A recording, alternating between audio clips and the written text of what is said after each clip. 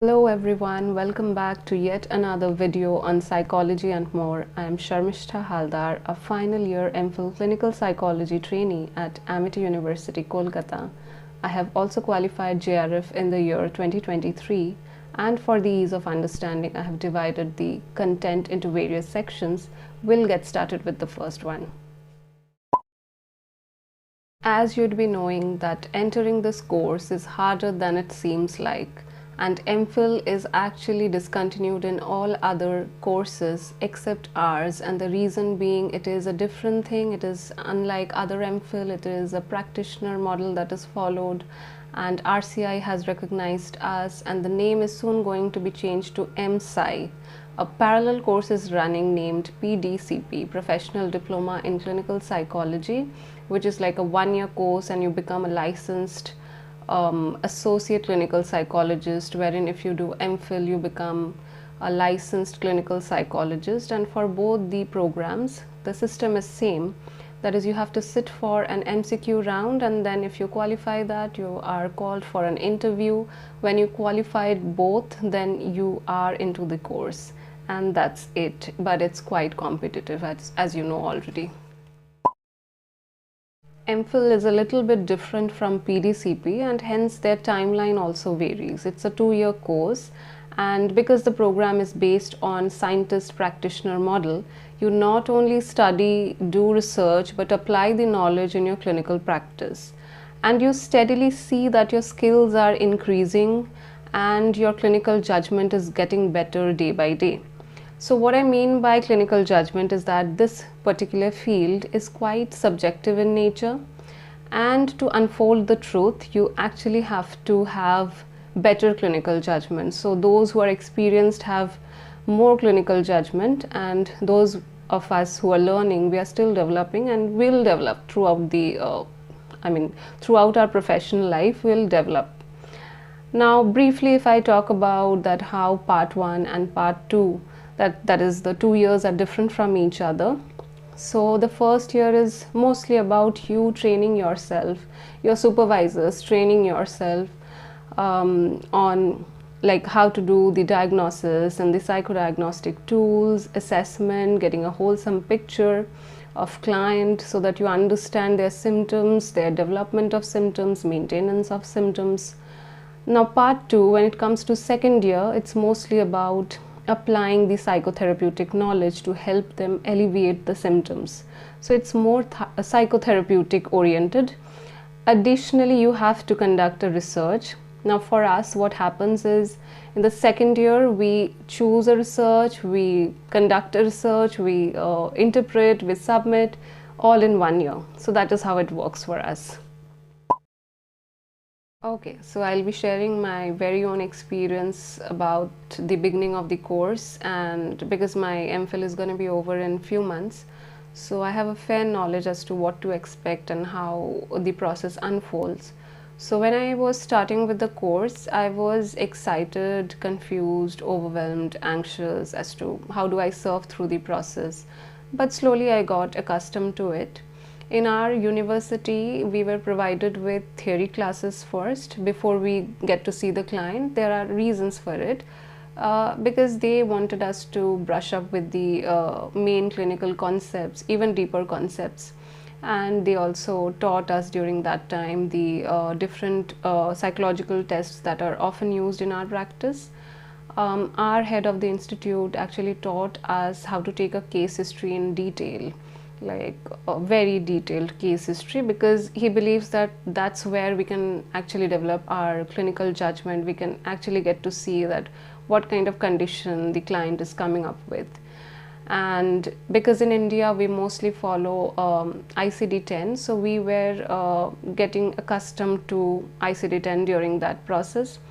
And after we got quite prepared, we were then sent for postings, wherein we will be actually conducting sessions with our clients. And in Amity University, Kolkata, we have our own OPD, but we also used to go for postings in different centers. And many people might be asking me that, was it overwhelming when you get to see the patients, when you actually interact with the patient? but it was not very overwhelming for me because I was already working as a counseling psychologist previously, but it felt definitely different for me. And if I talk about what do we expect to do in first year and in second year, so in first year our role in clinical practice was to take detailed case history of clients, conduct appropriate assessments on them, come up with diagnosis, what can be the diagnosis, and you can also discuss this with your supervisor. And then we have to also prepare a psychodiagnostic report. And afterwards, after all the process has been done, the assessment and the diagnosis, the report has been made, we used to transfer our case to the second year trainees who would then conduct the therapy sessions with them. Now if I talk about the academic part, yes, academics is something that goes hand in hand, because as I already explained, it's a scientist practitioner model. You have to study alongside practicing.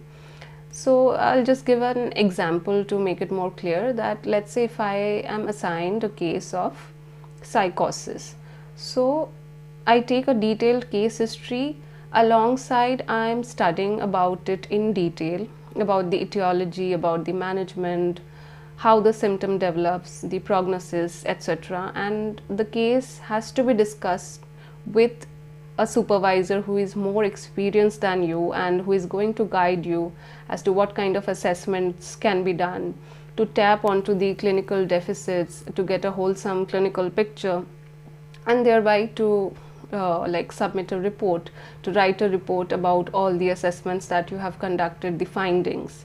And to me, I think the report writing is a skill. It's definitely becomes better as you practice writing it, and as you work on your supervisor's feedback, it usually gets better.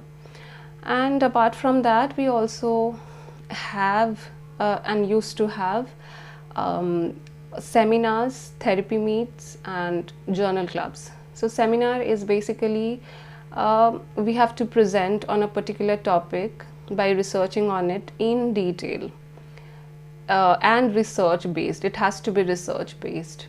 Therapy meet is we have to present in front of everyone one of our best cases, and our colleagues and teachers might praise us or might criticize us. So we learn better, basically it's just a process of learning. And the third thing is journal club, wherein we try to see different research, clinical researches more critically and in depth. So that's about first year.